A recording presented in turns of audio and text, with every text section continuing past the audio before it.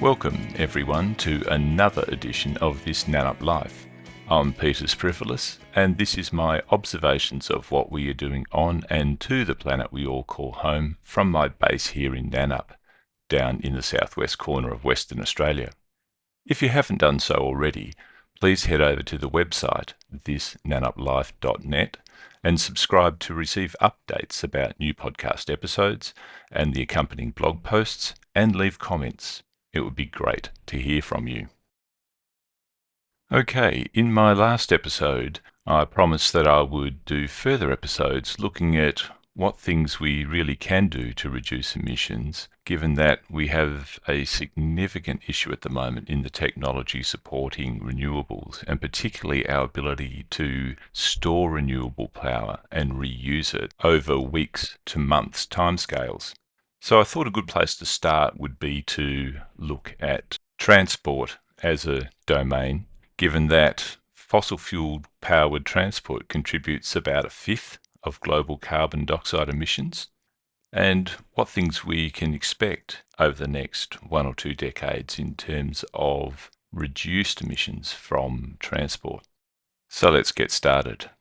The absurdity of two friends choosing to fly nearly 8,000 kilometres from England to Malaga in Spain to catch up, rather than one of them taking a 300-kilometre train trip, demonstrates just how broken our approach to transport-related greenhouse emissions currently is. Between them, Lucy and Zara, two 20-somethings, added over a metric tonne of CO2 to the atmosphere, 50 times more than if one of them had travelled by train between Birmingham and Newcastle and returned home, which would have been about 20 kilograms of CO2. But who can blame them when the combined cost of their flights to Spain was less than £80, as opposed to £105 for one of them just to take the train? The travel choices made by these two young women cut to the heart of the transport-related carbon emissions problem. Are we really ready to put our money where our mouths are when it comes to reducing transport-related carbon emissions? Even if we think we're ready to embrace change, what are the alternatives to fossil fuel powered transport, and when will they be available? Let's start by having a look at our options to reduce the 2% of global emissions associated with air transport. Now, a key issue with flying is a trade-off between the weight of the energy source an aircraft has to carry to power the aircraft during its flight, and the leftover weight available that the aircraft can carry to sell as payload, be that freight, such as mail or your delivery from Amazon, or human passengers. The main reason that oil-sourced jet fuel, which is otherwise known as kerosene, is used in jets is because jet fuel packs over 80 times the amount of energy as the same amount of energy that you could store in an equivalent weight of lithium batteries. 80 times more. And this is one of the most seductive things about fossil fuels, is the unbelievably large amount of energy you can store in fossil fuels compared to current battery technology. Now, one way to deal with the poor energy density of batteries is to offset the weight with a substance lighter than air, much like how a life jacket works when you put one on and float in water. Hindenburg disaster did little for the reputation of airships. However, helium-floated hybrid aircraft are being prototyped right now, including solar-powered models.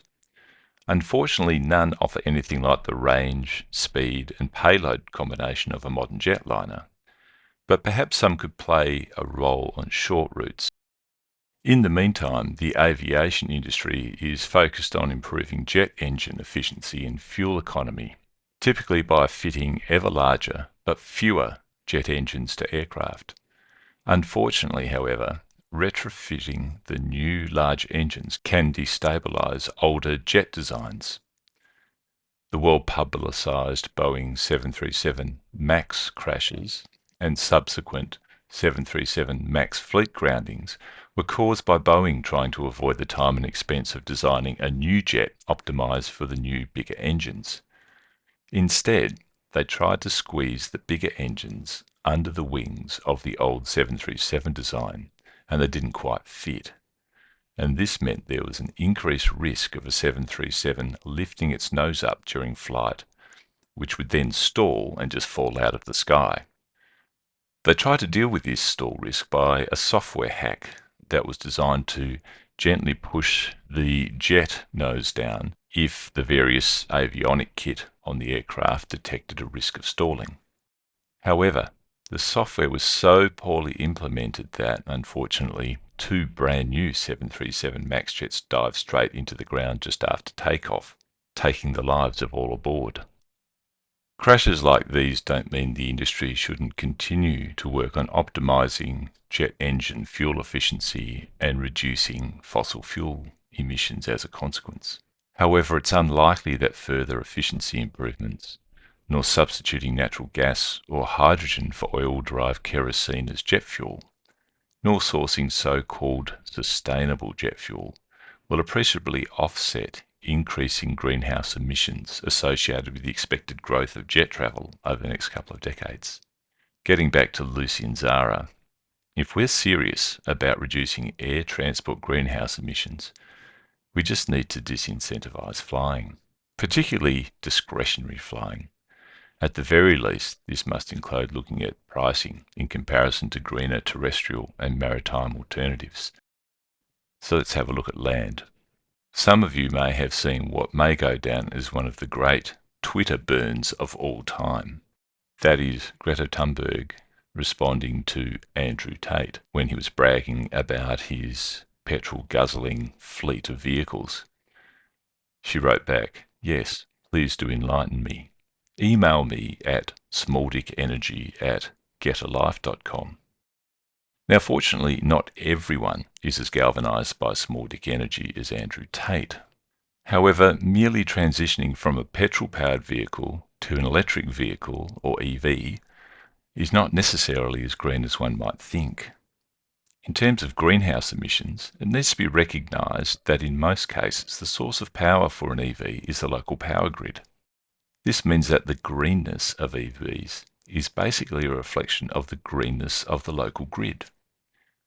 So if coal is burnt when it is cloudy or dark or the wind isn't blowing, then coal is what is powering your EV.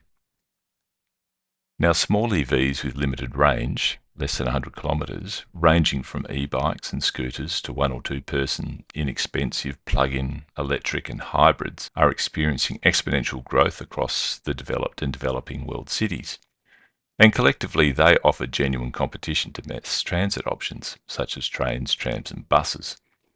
These small EVs compete on greenhouse emissions, travel times, cost and mineral use resource criteria. Notwithstanding the safety issue, however, of separating fast-moving e-scooters and the like from both pedestrian traffic and car traffic. Unfortunately, we can't say the same thing about large, powerful, long-range EVs, things designed to travel easily 250 kilometres and perhaps towing a heavy load. Replacing large conventional cars, tradesman utility vehicles and long-haul trucks while simultaneously reducing overall emissions depends in large part on solving 3 R's: addressing range anxiety, shortening recharge times, and sourcing renewables or other non-emitting sources of energy around the clock and during all times of the year. Leaving aside current unrealistic expectations of renewable storage, recharge times remain problematic with current battery technology. Recharge time is money lost for tradesmen, delivery, taxi or rideshare, and truck drivers. Also, the wisdom of consuming large quantities of copper and lithium to extend the range of large EVs to current petrol and diesel-powered equivalents is also questionable, given the additional vehicle weight with the associated road wear, even longer recharge times, and the upgrades to power grids that would be needed. Fortunately, proven greener alternatives to pure petrol or diesel-powered long-range large vehicles are available.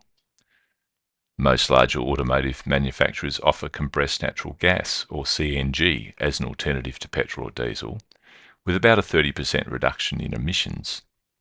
CNG vehicles number in the tens of millions worldwide already. Petrol or diesel-powered electric hybrids typically halve fuel consumption compared to non-hybrid equivalents, and currently outsell pure EVs 2 to 1 in Australia. Together, they add up to just under 10%. Here in Australia, long-distance travel to locations with limited rapid recharge access to EVs is commonplace. Probably explains why hybrids are so popular here. With the caveat that natural gas isn't reticulated everywhere, compressed natural gas hybrids, which offer a 30% improvement over petrol or diesel, would further improve the benefits you get from a hybrid, and perhaps would rival pure grid-charged EVs for both fuel economy and greenhouse emissions. Cutting over existing vehicle fleets to CNG hybrids seems a fairly logical step to consider for delivery, taxi ride-sharing, bus trucking, and government agencies serving large population centres with access to natural gas. But let's look at the particular issue of long-haul trucking and whether or not we might need to head back to the future. Instead of clogging up our roads with large EV trucks, lorries and semi-trailers, what if we instead invented a system of linking large numbers of trailers together behind a single powerful truck? Then also define major arterial routes for these very long vehicles for all but the last few miles. The reason for doing that would be so that you could supply electricity along that route safely without affecting anyone else, from either overhead or from the ground, while the trucks were in motion, rather than load up such large, powerful EV trucks with heavy slow-charging batteries. They wouldn't need any storage at all. Given the routes would be defined and power easily supplied, you could put this heavy traffic on a special purpose road, perhaps using a rocky ballast, individual sleepers to hold down steel rails to accommodate the weight, rather than an easily potholed asphalt or fracturable concrete slab conventional road. Yes, you know where I'm going. Reinvention, upgrade, or electrification of conventional rail networks emerges as the most rational and reasonable low emissions choice for most land transport requirements, no matter what needs to be moved where. Only the very longest journeys where grid power supply is infeasible, things like the Indian Pacific, which goes about 4,000 kilometres across the entire Australian continent, would be better served by either a diesel or, even better, a compressed natural gas rail engine. Clearly, however, as the illustration of the 220-somethings from the UK illustrates, rail pricing in comparison to fossil fuel-powered alternatives will continue to influence the extent and rate of transition to electric rail. So let's now turn to shipping, and by this I mean things moving across oceans. In our everything from everywhere globalized world, 90% of every good is moved by the commercial maritime fleet, which accounts for about 3% of total greenhouse emissions. There is re-emerging interest in nuclear power to abate these emissions, particularly those of long-distance, large bulk materials and container ships, which are better suited to nuclear power than smaller ships travelling short distances. While technically feasible, transitioning a significant portion of the large, long-distance fleet to nuclear power would require massive alterations to commercial shipping ports and processes worldwide. So working through the many complex steps from technical feasibility to safe and secure commercial nuclear shipping reality would take a fair bit of time. And unlike for current military use, there's also piracy and commercial cost effectiveness, not just reliability and emissions reductions to consider. The current instability in the Red Sea, where commercial shipping is under constant attack and being actively diverted, is hardly favourable to a nuclear power transition. But what about pure electric ships using battery power? The weight and size penalty of batteries is less of a problem for maritime shipping than for land and air transport. Coastal shipping in particular may be a viable target for an electric ship transition as battery costs continue to fall. However, fossil fuels will still likely power most ships travelling blue water routes for at least the next couple of decades. It is reasonable to expect a gradual transition from sour also known as high sulfur content fuel oil, to cleaner fuels, including liquefied natural gas, but the transition won't be quick without significant commercial incentives. Ironically, a short-term adverse climate effect of cleaner fuels will be less sulfur-induced haze and cloud formation over the world's oceans. The clouds and haze from burning sulfur helps reflect the sun's heat from our rapidly warming oceans. So what can we conclude? Stepping back, it is important to recognise that half the world, think India, China, Indonesia, et al., is still on a path of increasing economic development. And this will bring with it concomitant increases in expectations for lifestyle, consumption and transport. As a consequence, it's hard to see global transport greenhouse emissions declining much at all over the next couple of decades. With the singular exception of a return to electrified rail, we seem to be facing least worse rather than good energy supply options for most transport modalities. Substituting oil products and coal for natural gas emerges as a fairly rational choice in the short term, but methane is a potent greenhouse gas in its own right.